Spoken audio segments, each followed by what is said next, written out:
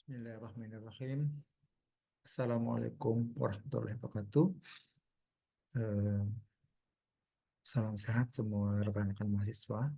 Kita berjumpa lagi.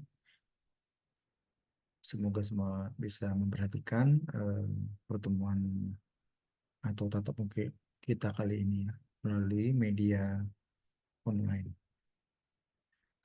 Teman-teman mahasiswa sekalian, kita akan masuk ke penjelasan materi kuliah, khususnya mata kuliah mekanika rekayasa ya. Dan kita telah memasuki modul 4. Mata kuliah mekanika rekayasa untuk Prodi D3 Teknik Sipil dan D4 Teknologi Rekayasa Konstruksi Jalan dan Jembatan ini memang cukup penting ya, karena mekanika rekayasa 2 itu sudah lanjutan dari mekanika rekayasa 1, sehingga diharapkan dengan pengetahuan atau keterampilan untuk konstruksi statis tertentu ini menjadi dasar pemrograman di tahap setelah mata kuliah ini. Jadi ini adalah sekali basic yang masih semi manual atau manual perhitungan dalam dengan bantuan tabel spreadsheet mungkin. Setelah itu baru kita masuk software komputasi yang betul-betul aplikatif di bidang konstruksi untuk kondisi statis tertentu lainnya ya. Nah, sekarang kita masuk ke modul 4 untuk penerapan metode distribusi momen atau sering disebut dengan metode cross untuk tipe portal jenis yang kedua. Sebetulnya model ini adalah lanjutan dari modul ketiga ya, khususnya dan modul kedua tentang metode cross. Namun sekarang untuk jenis portal tipe kedua. Jadi kalau portal tipe pertama sudah kita jelaskan, sekarang kita masuk ke portal tipe kedua. Langkah-langkah itu sama, tetap saja ada 11 tahapan. Di mana tahapan pertama sama adalah untuk momen primer akibat beban luar, dan tahapan kedua momen primer akibat goyangan dan juga kompresi-kompresi sebelum dilakukan perhitungan reaksi peletakan di bagian akhir. Sekali lagi, modul ini memang tidak sampai pada tahap penggambaran gaya dalam, tapi sudah cukup membantu teman-teman sekalian untuk menghitung reaksi peletakan. Nah, ini adalah tipe portal yang kedua atau portal tipe B, yaitu bentuk goyangan yang berbeda dengan portal tipe 1 kemarin. Jadi kalau sekarang ini ada sebelah kiri adalah sendi, sebelah kanan adalah jepit. Jadi ini ada 2 redundan, sini ada 3, jadi 2 tambah 3 5, 5 redundan, dikurangi 3, berarti ada 2 ketidaktentuannya derajat 2, seperti itu ya. Jadi 5 dikurang 3, 2. Jadi konstruksi ini memang tidak bisa diselesaikan dengan statis tertentu, harus dengan metode statis tertentu. Salah satunya adalah metode cross ya, seperti itu. Nah, di sini untuk konstruksi portal yang bergoyang seperti ini, maka tentunya harus goyangannya itu harus kita tahan dulu ya. Jadi langkah pertama tentunya ditahan dengan pendel sehingga dia tidak bergerak atau tidak bergoyang, dan kita lalu masuk ke koefisien kekakuan. Seperti biasa, ada pertemuan 2 titik ya, titik 1 dan titik 2. Satu ini di depannya adalah sendi sehingga koefisiennya 3. 2 di depannya adalah jepit sehingga koefisien 4. Lalu nanti hitung koefisien kekakuannya ya, seperti itu, distribusinya totalnya harus 1. Kemudian perhatikan itu panjang bentangnya 3 dan 2 ini menjadi pembagi ya. Jadi masing-masing panjang sesuai pembagi, dan EI sebelumnya ini sebagai faktor pengali. Jadi kalau kita sini lihat ada 2 EI, ada 1 EI dan ada 2 EI ya. Itu jangan sampai salah, asumsi-asumsi ini dimasukkan dalam perhitungan 2 EI, 1 EI dan 2 EI.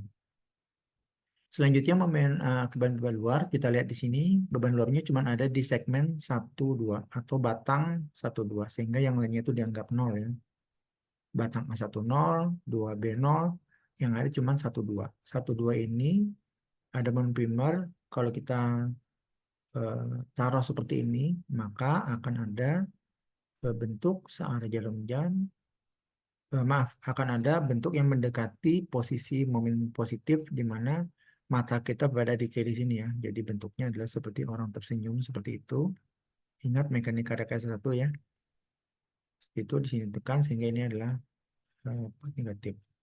Kemudian dalam kondisi momen posisi seperti ini, kita kemudian membaca arah jarum jam sesuai dengan kesepakatan dalam metode cross ya.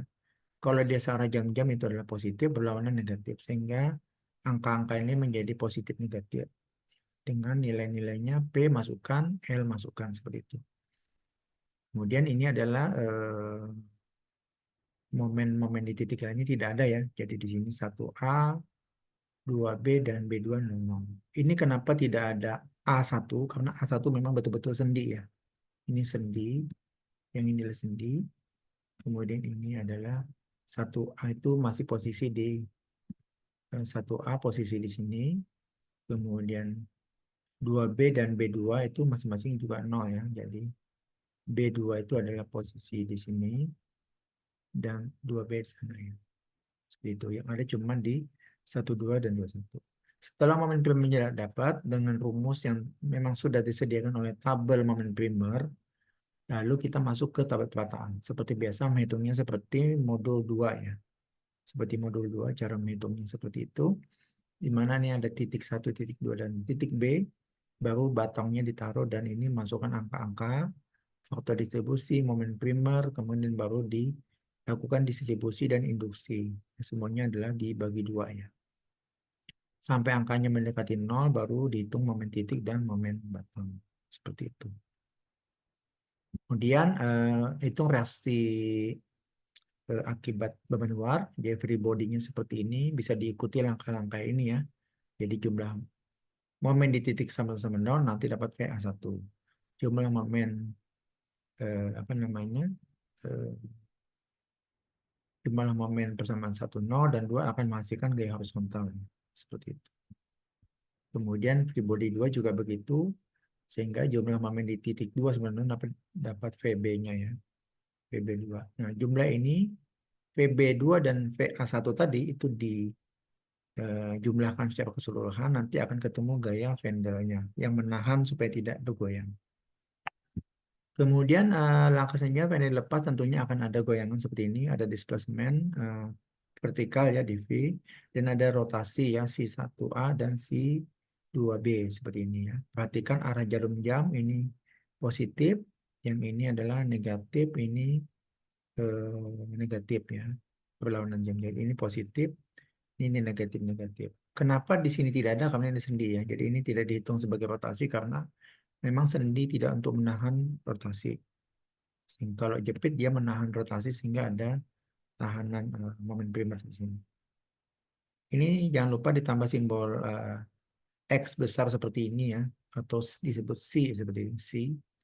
Nanti untuk sebagai faktor yang akan diasumsikan pengganti pengaku kekakuannya kali displacement. Masukkan angka-angka tadi dan momen primernya seperti tabel sebelumnya, dapat hasil, baru reaksi peletakan sama, jumlah momen 1 dapat VA, jumlah momen di 2 dapat PB, gitu ya. Baru dihitung keseluruhan dapat lagi Vendel X-nya ya. Vendel X dapat, baru kita konversi jumlah Vendel 0 yang pengaruh beban luar dan pengaruh goyangan, itu akan ketemu nilai C-nya adalah 1,203. Baru kita masuk ke momen batang total. Jadi momen yang semula yang mengandung X itu kita kalikan nilai ini nanti dapat yang baru. Setelah dapat baru maka nilai yang baru ini yang 0,197 masuk ke bawah ya. Ini yang momen akibat murni momen primer lama yang pertama nanti dijumlahkan dapat yang total. Jadi momen batang total, momen akibat beban uap dan momen akibat batang goyangan seperti itu. Baru nanti rasio peletakan dengan cara yang sama ya. Bisa diikuti langkah-langkah ini dan jumlah VA dan VB-nya juga bisa diperoleh dan HA dan HB-nya juga bisa diperoleh dengan cara yang sama. Tinggal nanti kesimpulannya diambil, disederhanakan segmen-segmennya dengan huruf yang lebih jelas ya. Jadi VA1 tuh VA gitu ya. Mungkin berbeda dengan kasus balok yang kalau yang balok kemarin itu yang modul 2 itu seperti VB ini dia ada gabungan VB1 dan VB2 yang karena dua sambungan. Kalau ini kan tidak ada sambungannya, VB itu adalah VB VB2 sendiri dan seterusnya. Momen yang terdekat kembali diambil dan kontrolnya harus sama dengan nol ya. Kalau belum nol berarti ada kesalahan. Nah, mungkin teman-teman nanti jeli, mungkin ada beberapa kesalahan perhitungan mungkin di dalam modul ini atau modul sebelumnya itu berpikir agak kritis ya karena belum tentu semua penulisan itu benar ya. Karena yang salah ketik barangkali bisa saja terjadi dalam penyampaian modul meskipun dalam perhitungan ini sudah benar sebetulnya ya. Demikian penjelasannya kira-kira tentang modul ini dan jangan lupa nanti teman-teman nanti harus mengerjakan apa namanya tugas ya. Tugasnya itu nanti akan dibuat seperti ini. Mungkin Bapak coba tampilkan tugas besar untuk yang nomor 2 ya. Tugas yang nomor 2 itu kurang lebih seperti ini. Mungkin seperti ini ya. Jadi nanti akan dibagi tugas besar yang nomor 2 ya. Kalau nomor 1 kemarin sudah untuk balok menerus, nanti berdasarkan ini masing-masing ya. Nanti beban P dan Q-nya, kemudian untuk yang tugas 2 sekarang portal itu nanti juga dijilid bersamaan dengan yang tugas 1 ya. Nanti dikumpulkan sebelum ujian akhir semester dan ada 2 tipe soal. Yang kemarin yang modul 3 itu tipe 1 ya, seperti ini dan tipe 2 yang seperti ini ya. Tipe yang barusan dijelaskan tipe 2 nanti bisa diikuti langkah-langkah khususnya apa namanya tabel ya, tabel ini pola ini bisa dihitung dan juga langkah-langkahnya meskipun ini adalah pola yang sebetulnya harus dihitung ulang juga karena ini adalah berbentuk gambar ya, jadi bukan berbentuk apa rumus langsung, tapi ini adalah pola yang Bapak contohkan untuk memudahkan teman-teman mahasiswa mengikuti langkah-langkah semestinya seperti itu sampai mendapatkan reaksi peletakan. Mungkin itu penjelasan dari Bapak. Semoga dapat diikuti dengan baik dan semoga tugasnya tuntas sehingga kompetensi teman-teman sekalian tentang metode distribusi momen ini untuk eh, balok dan portal itu dapat terpenuhi dengan baik sebelum melangkah ke sistem software otomatisasi ya seperti itu. Demikian penjelasan kali ini. Terima kasih atas perhatiannya. Kita cukupkan. Wabillahi taufiq wal hidayah. Assalamualaikum warahmatullahi wabarakatuh.